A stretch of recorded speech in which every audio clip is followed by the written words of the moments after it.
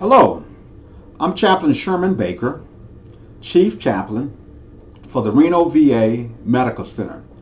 I'm here today to share with you about whole health and how whole health starts with me.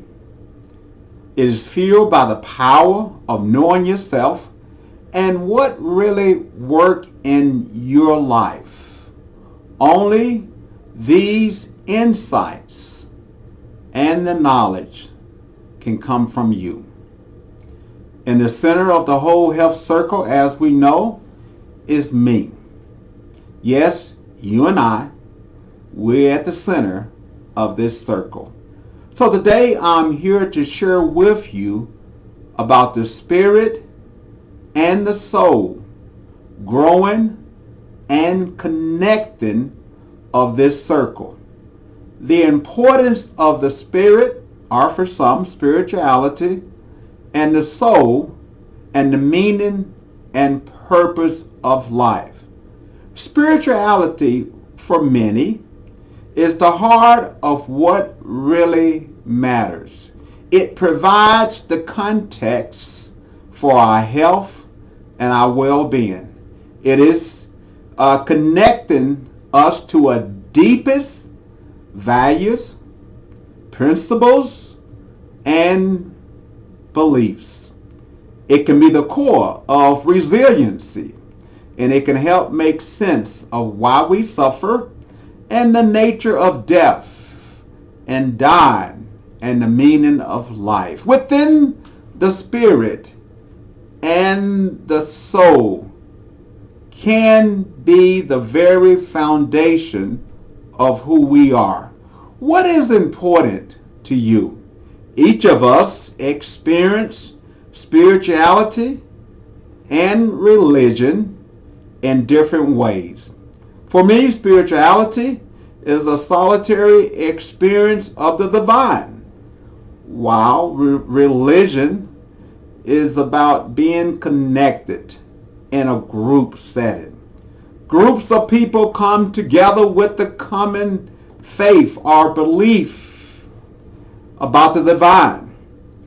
Religion aims to build one's character.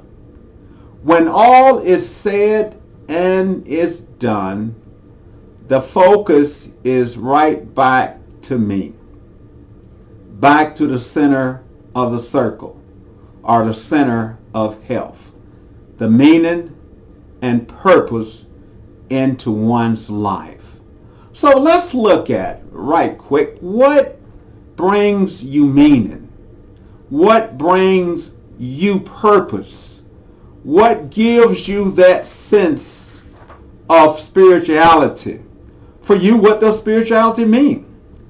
How would you describe your belief system? Do you belong to a community of faith, our church? What gives you strength during these times in your life? How much do you feel connected to nature and to living things? What is it that you love?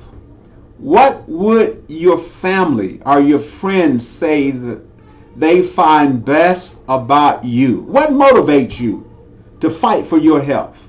What are your greatest challenges? Well, let's look at the different types of spirituality. There are 6 types that I would like to share with you. The first type is religious spirituality. And religious spirituality is when one is connected, closely connected to a sacred, described religion. They practice that religion weekly, daily. There's a sense of closeness to a particular high power. The second is humanist spirituality, which is close and connected to humankind. Humanist involves the feelings of love, reflection, service to others, a belief that human beings must take sole responsibilities for solving the world's environmental problems. The third one is nature. Nature spirituality, closely connected to the nature or to the environment. They feel the sense of being connected to plants or to animals. They appreciate the earth. They appreciate the great spirit of the earth. They enjoy the sunrise and the sunset. They observe the spirits of their ancestors. The fourth is experiential spirituality, in which it is shaped by the events of one's life. It is that time when something happened. It is that time when a solution was found. Some problem that they did not realize. And through their experiences of life, they were able to find the answers to life's deepest questions. It could be life, family, individual stories. And then the fifth one is the cosmos spirituality. Cosmos are closely connected to the whole world of creation. It arises when one contemplates the magnificence of the creation or the vastness of the universe. The stars, the moon, the planets, the entire solar system are all connected to the cosmos. And then lastly, number 6, there's the spirituality of the mysterious. There's much that we simply don't know, nor do we understand. And they embrace the mystery of living, the mystery of life, the mystery of death. They embrace the mystery that we are confronted with. So the question that I like to ask now, what happens when we are in spiritual distress or in a spiritual crisis? When one is in a spiritual crisis or spiritual distress, we are unable to find the source of meaning, the source of hope, purpose, strength, and connection in life. When conflict occurs between what one believes and what is happening in their life, that distress can be can have a detrimental effect on one physical and mental health. And when that conflict occurs between what one believes and what is happening in life, that can leave one lost for words. Now, no doubt, in this COVID-19 event, in the midst of this COVID-19 environment, has led a number of us to a series of loss. A sense of our safety, not being able to gather, not being able to connect socially, or maybe a financial loss. Grief is about turning inward and recalculating. It's okay to feel grief over what we are losing. There's nothing wrong with the glass being half empty or half full.